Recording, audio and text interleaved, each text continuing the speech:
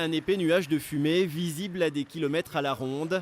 L'alerte a été donnée à 21 h par les riverains de la discothèque fermée au moment des faits. Les pompiers ont alors engagé de gros moyens pour éteindre ce feu qui n'a pas fait de victimes. Une quinzaine de véhicules et une cinquantaine d'hommes au total. À notre arrivée, nous avons été confrontés à un feu sur une superficie d'environ 3000 m². Le bâtiment était totalement embrasé. Il n'était pas occupé au moment du sinistre. Et donc nous avons dû engager d'importants moyens qui viennent de tout le département et également du département de l'Aube.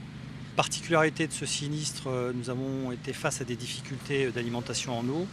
On a dû, au moyen d'engins spéciaux, aller chercher l'eau à plus d'1 kilomètre à la fois sur la commune de Venouze et de Rouvray, mais également sur la commune d'Héry, afin de pouvoir alimenter au total 6 lance-canons.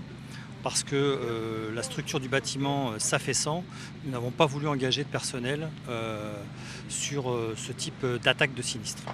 L'établissement, le plus gros du département, venait de changer de propriétaire.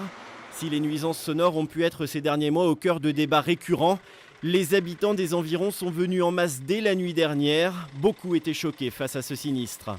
Le styliste fait un peu partie des meubles de Rouvray, puisque le styliste a été construit il y a presque 35 ans.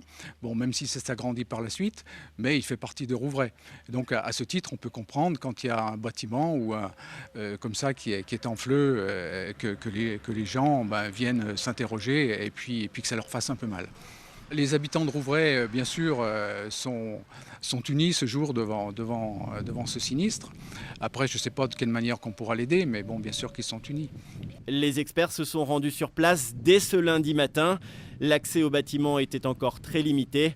Une enquête est en cours pour déterminer les causes exactes de ce feu.